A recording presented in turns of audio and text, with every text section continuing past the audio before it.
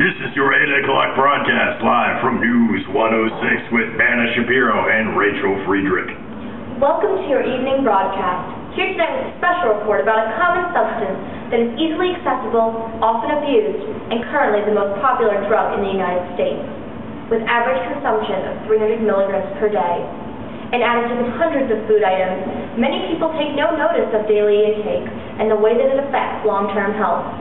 That's right, Anna. Caffeine, a white, crystalline, bitter alkaloid, usually derived from coffee or tea, has been a part of the human diet since the Stone Age, favored for its stimulating effects on awareness, ease of fatigue, and mood elevation. While such boosts are appreciable, frequent intake can cause alarming health problems. Yes, some dangers of regular caffeine consumption are caffeine-induced sleep disorder and depression. Being such an addictive substance, caffeine withdrawal can lead to drop in blood pressure, fatigue, and headaches. Caffeine intoxication, which occurs after the consumption of large amounts of caffeine, can cause nervousness, excitement, increased urination, insomnia, flushed face, cold hands and feet, intestinal discomfort, and even hallucinations. However, choosing beverages or food with caffeine additives becomes an attractive option because of metabolic stimulant properties of caffeine, which alter the nervous system, reducing fatigue and headache. The positive long-term effects include a reduced risk of Parkinson's disease and type 2 diabetes.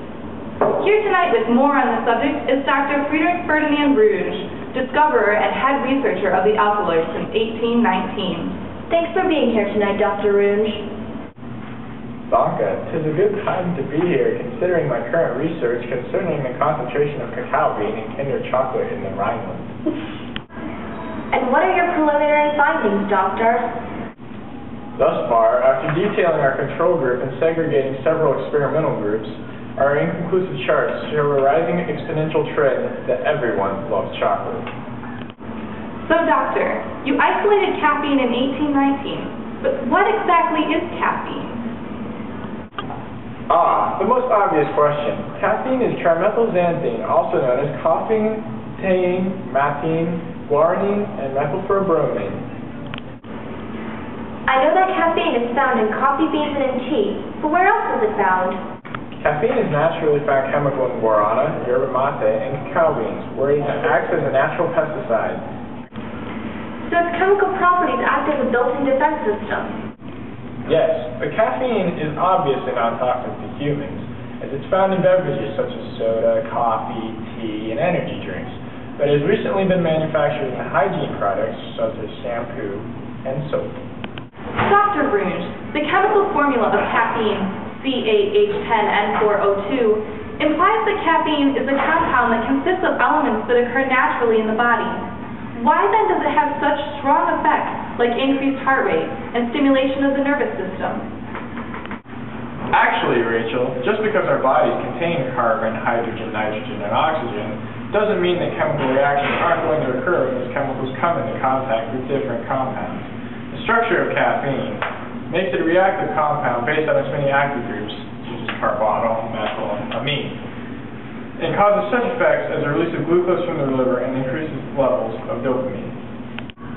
So, Doctor, how exactly does caffeine interact with the body? Well, caffeine is molecularly similar to adenosine, so it can bind the adenosine receptors, acting as a competitor inhibitor to prevent adenosine from binding to its receptors.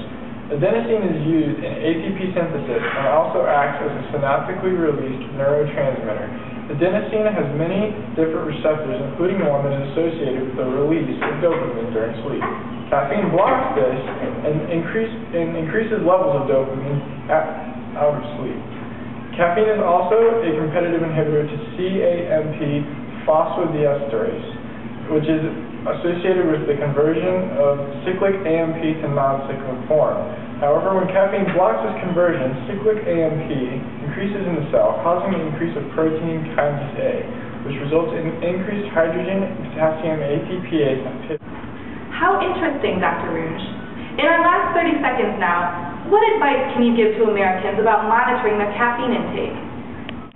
For someone who is looking to cut down on caffeine consumption, it is important to create an environment where other options are handy. Keep beverages like decaffeinated coffee, herbal tea, and water at the office and at home, and alternate between hot and cold liquids. It's also important to read over-the-counter drug labels to check for hidden sources of caffeine. For someone who may be unsure of their daily intake, paying attention to caffeine intake and logging it in for a few weeks may be an eye-opening. Thank you so much for your time this evening, Dr. Runge. For more on caffeine, order your copy of Dr. Runge's new book, Buzz, The Grounds and Perks of Coffee Consumption, available on News 106 webpage. And coming up next, the story of the man who used energy drinks to water his garden, and the stunning result. We'll be right back after this. News 106 brought to you by Bad Boy Turbo Shots. Made to enhance performance, fight fatigue, increase stamina, and curb the appetite. Coming to you today in 4 incredible flavors. Whenever you want it, whatever you need it for.